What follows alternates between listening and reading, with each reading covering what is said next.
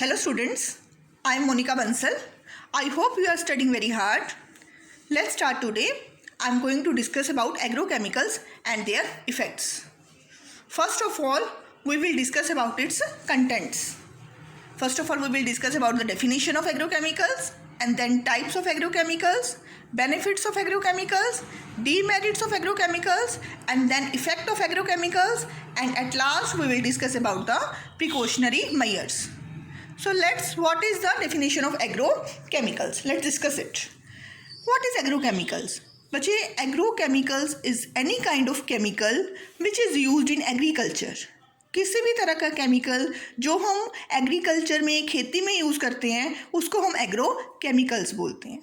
सो तरह तरह के एग्रोकेमिकल यूज़ किए जाते हैं, लाइक पेस्टिसाइड जो पेस्ट को किल करता है, हर्बिसाइड्स जो हर्ब्स के किल करता है, जो एक्स्ट्रा हर्ब्स उग जाती हैं, इंसेक्टिसाइड्स जो इंसेक्ट को किल करता है, फंजीसाइड जो हमारी क्रॉप में फंगस लग जाती है उसको किल करता है, सिंथेटिक फर्टिलाइजर्स भी एग्रोकेमिकल्स की तरह यूज़ किए जाते हैं, हार्मोन्स, ग्रोथ एजेंट और एनिमल मैन्योर, ये सारी चीज़ें हैं जो हम agrochemicals as a agrochemical use करते हैं.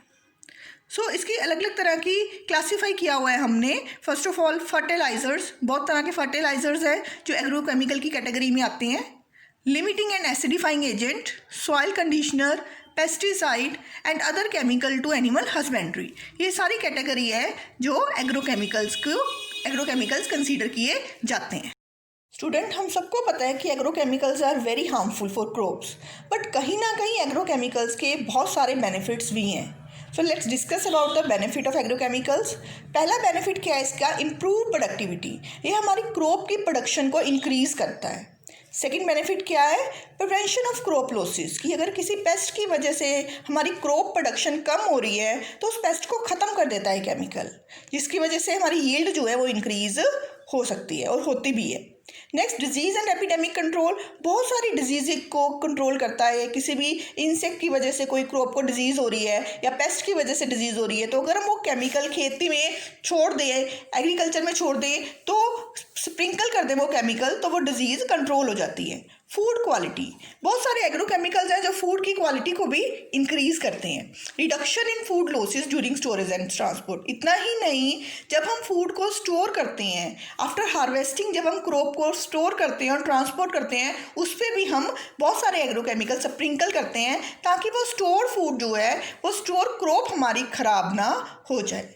Next, destruction of domestic insect, हमारे जो घरों में छोटे छोटे इंसेक्ट हैं वो भी जो इंसेक्ट हैं उनको भी किल करते हैं बहुत सारे एग्रोकेमिकल्स. अदरवाइज अगर वो इंसेक्ट ना किल होंगे तो उन इंसेक्ट की वजह से हमें बहुत सारी डिजीजेज हो सकती हैं.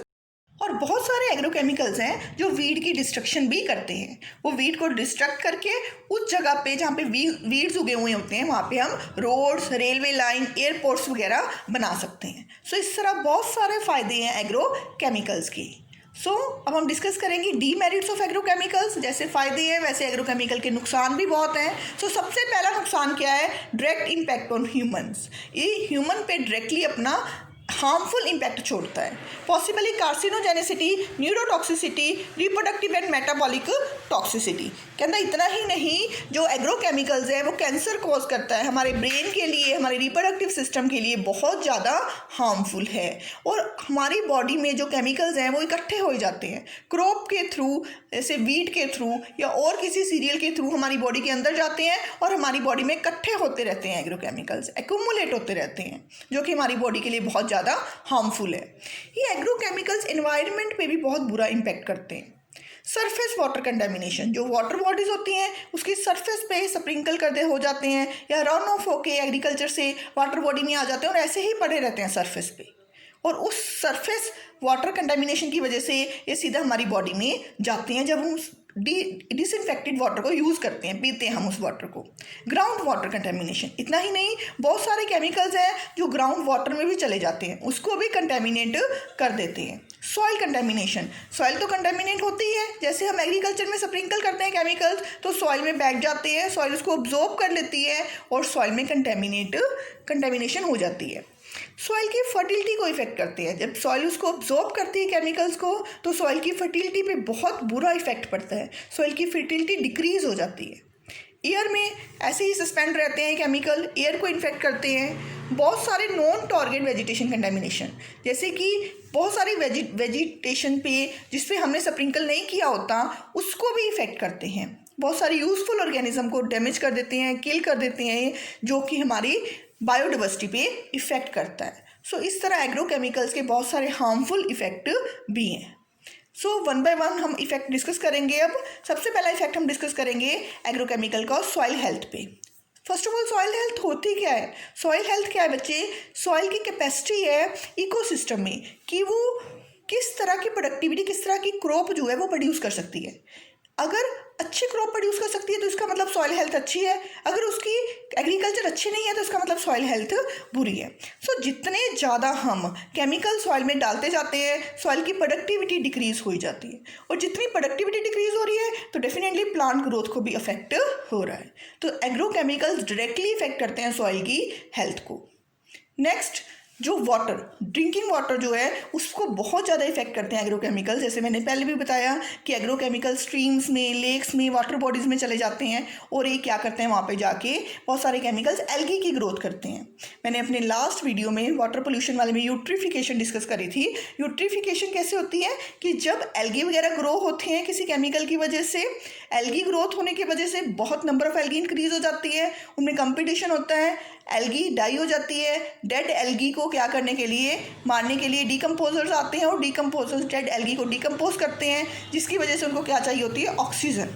और वो ऑक्सीजन कहाँ से लेते हैं? वाटर से। और जिस तरह से वाटर जब ऑक्सीजन उनको दे देता है माइक्रो ऑर्गेनिज्म को, और वाटर में ऑक्सीजन की क्या हो जाती है, डेफिशिएंसी। और डेफिशिएंसी जो होती है ऑक्सीजन की, इस वजह से ऑक्सीजन डेफिशिएंट वाटर में जो प्लांट्स हैं या दूसरे और तरह की एक्वाटिक लाइफ है वो सर्वाइव करनी मुश्किल हो जाती है। सो इस प्रोसेस को क्या बोलते हैं, यूट्रिफिकेशन। ये किस वजह से होती है, केमिकल की वजह से। सो सीधा इफेक्ट पड़ता है केमिकल का जब वो वाटर बॉडी में आ जाते हैं। नेक्स्ट, पेस्टिसाइड ह्यूमन पे भी बहुत इफेक्ट करते हैं। डायरेक्टली ह्यूमन बॉडी उसको इनहेल करती है। बहुत सारी केमिकल्स के पार्टिकल जब एरोसोल बन के, यानी कि एयर में क्या कर रहे होते हैं, सस्पेंड कर रहे होते हैं, डस्ट पार्टिकल सस्पेंड कर रहे होते हैं, वाटर वेपर सस्पेंड कर रहे होते हैं, जिसमें बहुत सारे छोटे छोटे पेस्टिसाइड होते हैं, वो डायरेक्टली हमारी बॉडी के अंदर इनहेलेशन के थ्रू, रेस्पिरेटरी सिस्टम के थ्रू अंदर चले जाते हैं, या फूड और वाटर की वजह से हम उसे अपने अंदर ले लेते हैं बॉडी के अंदर, या स्किन, डायरेक्टली स्किन के थ्रू हमारी बॉडी के अंदर आ जाते हैं और हमारी बॉडी को बहुत सारी डिजीजेस कर सकते हैं। इतना ही नहीं, ह्यूमन हेल्थ जो है उस पर उसकी हेल्थ कितना ज़्यादा वीक है, कितनी इम्यूनिटी वीक हो रही है उसकी, कितनी डिजीजेज हो रही है ह्यूमन को, ये डिपेंड करता है केमिकल की टॉक्सिसिटी पे, कि कितना केमिकल टॉक्सिक है। जितना केमिकल टॉक्सिक होएगा उतनी ह्यूमन को खतरनाक डिजीजेज होंगी। नेक्स्ट, फॉर्म वर्कर और their family experience, greater exposure. कहना जो फॉर्म वर्कर होते हैं, जैसे जो फार्मर्स हैं या जो भी एग्रीकल्चर करते हैं, फील्ड में काम करते हैं, उनकी फैमिली मेम्बर जो हैं वो सबसे ज़्यादा एग्रोकेमिकल के एक्सपोजर में आते हैं, डायरेक्ट कॉन्टैक्ट में आते हैं, तो सबसे ज़्यादा इफेक्ट उन लोगों की बॉडी पे पड़ता है। Next, ecological effect of pesticide. Ecological effect इसका क्या है, सीधा फूड चेन को इफेक्ट करते हैं। बहुत सारे इंसेक्ट्स को या बहुत सारे आगे ऑर्गेनिजम्स को डायरेक्टली एक्सटिंक्ट कर देते हैं।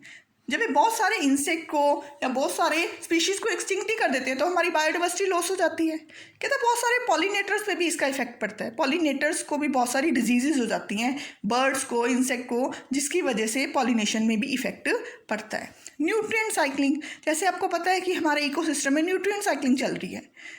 एक जगह से न्यूट्रिएंट दूसरी ट्रॉफिक लेवल पे जाते हैं, दूसरी ट्रॉफिक लेवल से तीसरे ट्रॉफिक लेवल पे जाते हैं। अगर उस फूड वेब में से या फूड चेन में से एक भी ट्रॉफिक लेवल एक्सटिंक्ट हो गया तो पूरी न्यूट्रिएंट साइक्लिंग जो है वो क्या हो जाएगी, डिस्टर्ब हो जाएगी।